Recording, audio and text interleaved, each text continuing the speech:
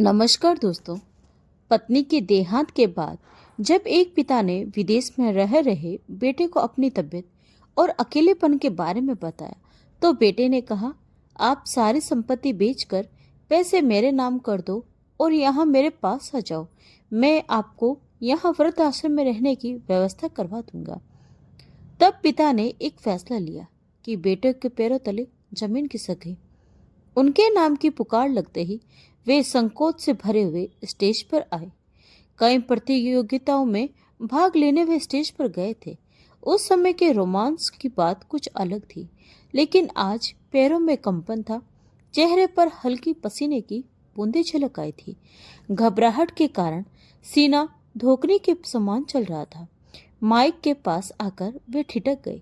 सामने की पंक्ति में बैठी अपनी बहन सुधा की ओर देखा। उसने सिर हिलाकर उन्हें बुलाने का इशारा किया, पर आवाज हलक से बाहर ही नहीं निकल पा रही थी। वे बहुत असहाय महसूस कर रहे थे अपने आप को। बैंक में उच्च अधिकारी के पद पर थे। उनकी रोबदार आवाज से सभी कर्मचारी डरते थे, पर आज उनकी खुद की आवाज घुटी जा रही थी। आखिरकार हकलाते हुए बोलने लगे, मैं महेश सक्सेना, निवासी ग्वालियर, आयु 55 वर्ष, बैंक में उच्च अधिकारी के पद से लेट रिटायरमेंट लिया है और वर्तमान में पेंशन प्राप्त कर रहा हूँ। एक बेटा और एक बेटी, दोनों विवाहित है। बेटा विदेश में और बेटी ललितपुर में। स्वयं का फ्लैट ग्वालियर में है। मैं डायबिटिक हूँ। अपने बारे में बताकर महेश जी स्टेज से उतरकर अपनी कुर्सी पर आकर बैठ गए। उन्हें लग रहा था कि जिंदगी की रील रिवर्स हो गई है। विवाह के लिए स्वयं का परिचय देना, वह भी सबके सामने, कितना मुश्किल होता है। पुरुषों का परिचय समाप्त हो गया था, अब महिलाओं का परिचय शुरू हुआ। एक एक करके महिलाएं आ रही थी और अपना परिचय देकर जा रही थी। एक नाम अनाउंस हुआ, माधवी सक्सेना। एक महिला अपने स्थान से उठी, लेकिन कुर्सी पकड़कर वहीं खड़ी हो गई।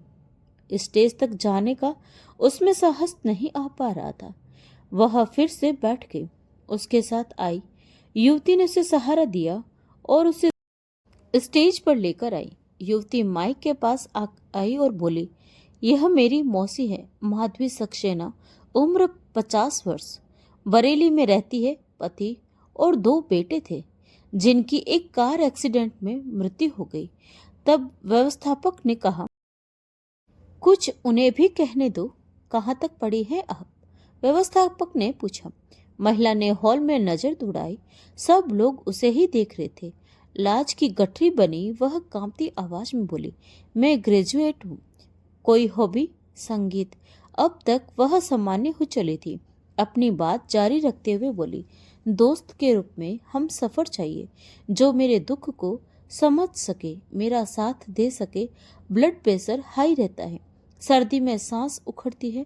वृद्ध महिला पुरुष परिचय सम्मेलन समाप्त हो गया। महेश जी और उनकी बहन स्टेज पर आने वाली हर महिला को ध्यान से देख रहे थे। अभी तक ज्यादातर महिलाएं सर्विस वाली ही आई थी। हर महिला के जाते ही सुधा आंखों से प्रश्न करती और हर बार महेश जी सिर हिलाकर नकारात्मक उत्तर दे देते। महेश जी की निगाहें किसी जरूरतमंद को ढूंढ रही थी, जिसका जीवन वह संवार सके। माधवी के स्टेज पर आते ही वे उसका रूप देखकर ठगे से रह गए। श्वेत वर्ण, कपोलों पर रक्तम आभा, एक अनोखा तेज लिए हुए चेहरा, चौड़ा माथा, बड़ी बड़ी हिरनी जैसी आंखें, जिन्हें देखकर महेश जी अपनी दिवंगत पत्नी कमला की याद हो गई। जब वह बोल रही थी तो उसके शब्द कानों के रास्ते मन में जल तरंग से ध्वनि पैदा कर रहे थे। उन्हें लगा कि माधवी ही उनके योग्य रहेगी। लौटते समय सुधा ने पूछा, भैया आपको कौन सी अच्छी लगी? महेश जी सुधा के पति राकेश की ओर मुखातिब होकर बोले, तुम अपनी राय बताओ। राकेश बोले, भैया मुझको तो नंबर 11 अच्छी लगी। क्या नाम था? हाँ माधवी, सुधा हंसते हुए बोले। सक्सेना? हाँ भैया, मुझे भी वही पसंद है। महेश जी का चेहरा शर्म से गुलाबी हो चुका था। वह धीरे से बोले, ठीक है, जैसा आप लोग कहें। पर जल्द ही बेटी नेहा का ध्यान आते ही चेहरे पर परेशानी छा गई। सम्मेलन से मिली पत्रिका में माधवी का पता मिल गया। फोन पर मिलने का स्थान और समय तय किया गया। दोनों परिवारों के बीच बातें हुई। कुछ समय महेश जी और माधवी ने साथ व्यतीत किया। एकांत पाते ही महेश जी ने ध्यान से माधवी को देखा।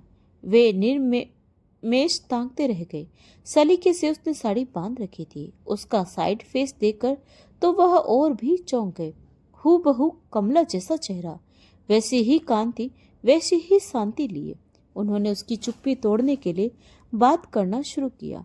माधवी ने एक एक शब्द महेश जी के जहन में उतरते जा रहे थे। विवाह के लिए रविवार का मुहूर्त निकला। सुधा ने नेहा को फोन लगाया।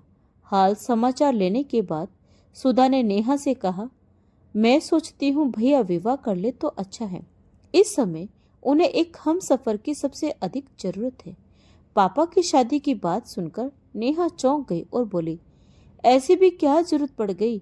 इतने साल गुजर गए, अब कौन सा पहाड़ टूट पड़ा है जो इस उम्र में शादी करना चाहते हैं? नेहा को फिर से समझाते हुए सुधा बोली, भैया बहुत अकेलापन महसूस करते हैं। कोई उनकी देखभाल करने वाला नहीं है। वैसे भी वह शुगर के मरीज है और इस बीमारी में जितनी देखभाल होनी चाहिए वह तो कोई अपना ही कर सकता है। ऐसे में तुम्हें या मुझे किसी को भी इतनी फुर्सत कहाँ है कि उनकी देखभाल कर सके। इसीलिए मैंने बहाने से भैया को जयपुर बुलाया है।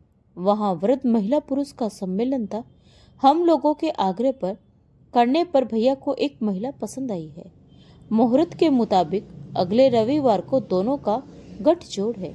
नेहा बौखला कर बोली, बुआ जी आप क्या कह रही हैं? भला इस उम्र में भी कोई शादी करता है क्या? अब तो भगवान का भजन करने का समय है। क्या इस उम्र में भी उन्हें पत्नी की आवश्यकता है? देखो नेहा, भैया बड़ी मुश्किल से माने हैं। तुम सहमत हो जाओगी तो भैया का एकांकी जीवन समाप्त हो जाएगा। मैं व तुम दोनों ही उनकी देखभाल नहीं कर पाते।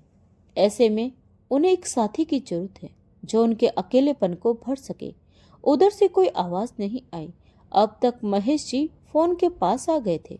सुधा से रिसीवर लेकर नेहा को समझाते हुए बोले, बेटी गुस्सा थूक दो, जल्दी से परिवार सहित यहाँ चली आओ। दूसरी ओर से आवाज आई, पापा मैं आपसे बात नहीं करना चाहती। इस उम्र में शादी का शौक आया है आपको? कहकर नेहा ने फोन रख दिया। महेश जी सोच में पड़ गए। वह एक रिश्ता तोड़कर दूसरा जोड़ना नहीं चाहते थे। बच्चों की खातिर ही तो उन्होंने अब तक अपने बारे में नहीं सोचा था। नेहा को जब भी जरूरत पड़ी वह उसके हर फैसले के साथ खड़े थे। उसने अंतरजातीय विवाह किया, बावजूद उसके उन्होंने जाति बंधन की दीवारें खड़ी नहीं की।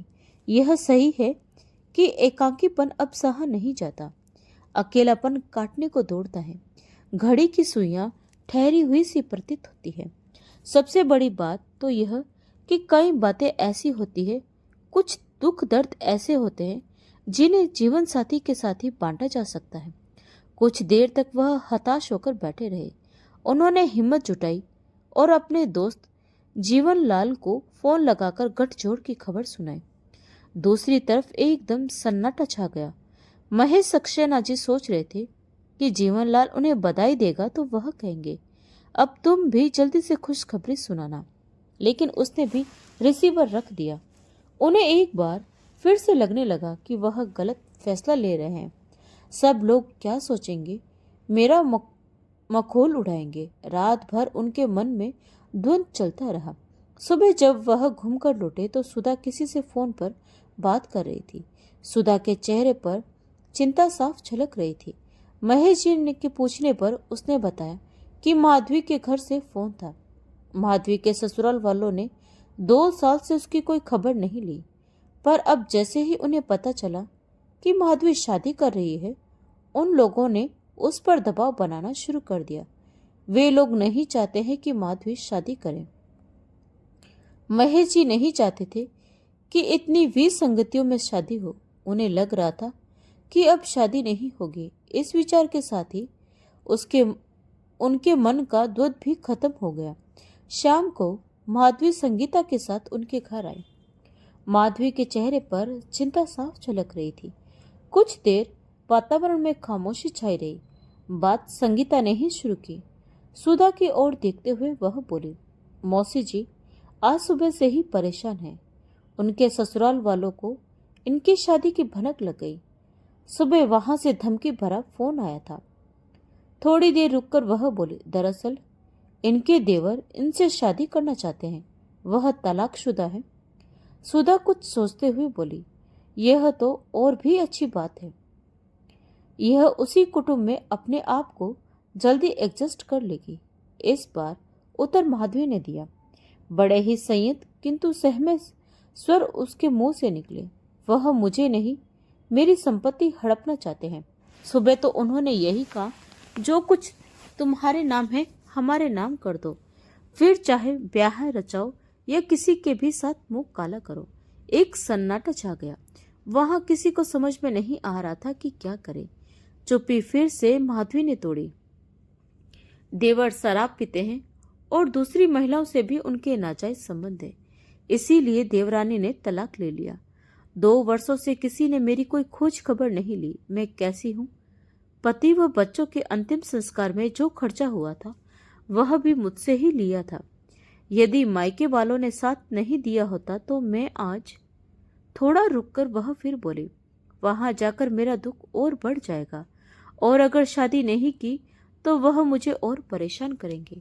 हो सकता है मुझे मरवा दे, फिर सारी जायदाद उनको मिल जाएगी। महेश जी को माधवी का बोलना अच्छा लग रहा था। अचानक माधवी ने महेश जी की ओर देखा। उन्हें अपनी ओर ताकता हुआ पाकर वह संकोच में पड़ गई। माधवी की आंखों में उन्हें अपने प्रति आकर्षण की गहराई दिखाई दी। उन्हें भी उससे जुड़ाव महसूस होने लगा। बातों से पता चला कि माधवी महेश जी से शादी करना चाहती है, लेकिन चूंकि महेश जी बच्चों के विरोध के कारण फैसला नहीं ले पा रहे थे, इसीलिए समस्या का समाधान नहीं हो पाया।